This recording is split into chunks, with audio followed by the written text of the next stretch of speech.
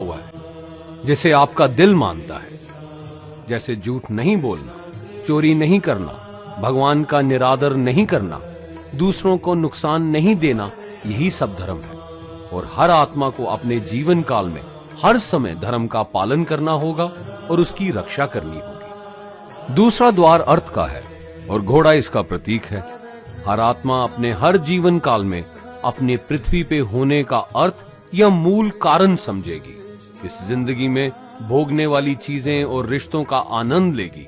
अच्छा बेटा या अच्छी बेटी, अच्छा भाई या अच्छी बहन, अच्छा पति या अच्छी पत्नी बनके हर दुनियावी रिश्ते पर खरी उतरेगी और इस परीक्षा को पास करेगी। तीसरा द्वार काम का है। भगवत गीता समझाती है कि हर मनुष्य के अंदर काम, क्रोध, लोभ, मोह, अहंकार और ईर्ष्या जैसी 6 भावनाएं हमें अपने और दूसरों के प्रति नुकसान पहुंचा सकती हैं। इन भावनाओं को हर मनुष्य को हमेशा अपने नियंत्रण में रखना होगा, क्योंकि इनके बहाव में किया हुआ कोई भी काम हमारे जीवन भर की परेशानी का कारण बन सकता है। और एक आत्मा संतोष और सादगी से इन भावनाओं पे हमेशा के लिए विजय पा सकती है। चौथा स्तंभ मोक्ष का है और हाथी इसका प्रतीक है। इस परीक्षा रूपी जीवन में हर मनुष्य हर समय कुछ इच्छाएं रखता है। कुछ इच्छाएं एक ही जन्म काल में पूरी हो जाती हैं, पर कुछ अधूरी रह जाती हैं और उनके पूरा होने के लिए आत्मा को वापस पृथ्वी पे आना पड़ता है। भगवत गीता समझाती है कि हमारी इच्छाएं ही मूल कारण हैं हमारे पृथ्वी पे वापस आने का, और अगर हम कोई भी इच्छा ना रखें तो हम इस जीवन और मृत्यु से मुक्त हो सकते हैं। ये द्वार माफी का भी है।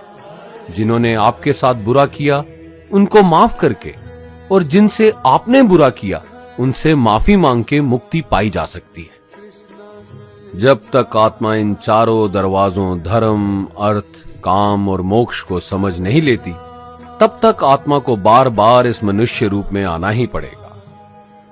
परीक्षा का समय खत्म होते ही आत्मा शरीर और अन्य सब वस्तुओं का त्याग कर देती है। जो भी संसार में रहकर बनाया वो अब किसी और का होगा और आत्मा अपने कर्मों के फैसले के लिए चली जाती है। आत्मा के अच्छे बुरे कर्मों का हिसाब होता है। अपने अच्छे कर्मों के लिए आत्मा कुछ वक्त के लिए स्वर्ग और दुष्कर्मों के लिए नरक में चले जाती है। नरक में आत्मा को अपने पापों के अनुकूल सजाएं मिलती हैं, पर सजा खत्म होने के बाद आत्मा को फिर से एक नया शरीर और नया दिमाग मिलता है इस परीक्षा में फिर से बैठने के लिए।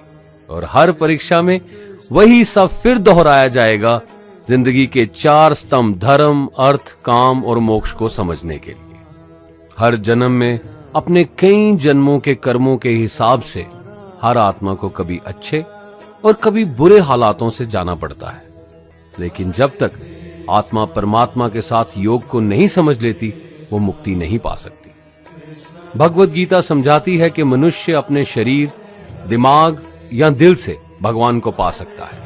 शरीर द्वारा किए कर्मों के माध्यम से परमात्मा को पाने को कर्म योग कहते हैं। ऐसे कर्म जो परमात्मा की इच्छा से हों और दूसरों के कल्याण के लिए हों। वाल्मीकि ने रामायण लिख के, श्रवण ने अपने माता पिता की सेवा और उन्हें 4 धाम की यात्रा करवा के, मदर टेरेसा ने अपने प्यार और सेवा के माध्यम से, और मैडम क्यूरी ने वैज्ञानिक खोज में अपने जीवन का बलिदान देके अपने कर्मों द्वारा परमात्मा को पाया।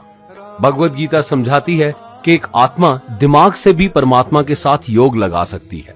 इसे राजा योग कहते हैं, क्योंकि दिमाग या मस्तिष्क सब इंद्रियों का राजा है।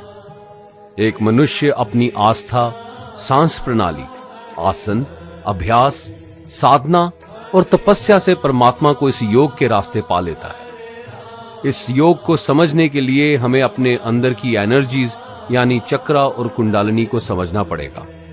आत्मा मस्तिष्क से मेडिटेशन या ध्यान लगा के परमात्मा के साथ योग लगा सकती है। शंकराचार्य, स्वामी परमहंस, स्वामी विवेकानंद और उनके जैसे कई योगी इस योग के रास्ते परमात्मा के साथ संधि लगा पाए।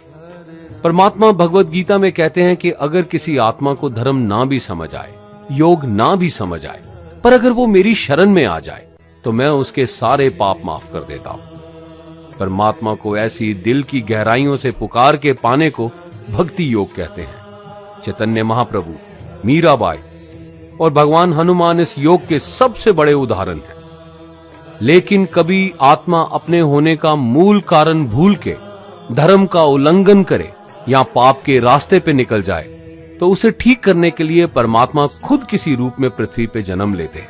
आइए श्री भगवद गीता, गुरु ग्रंथ साहिब, तुरा, बाइबल, कुरान या ऐसी किसी भी दीनी किताब को पूरा पढ़ के इस जिंदगी के असली मायने समझें और परमात्मा के साथ योग लगाएं।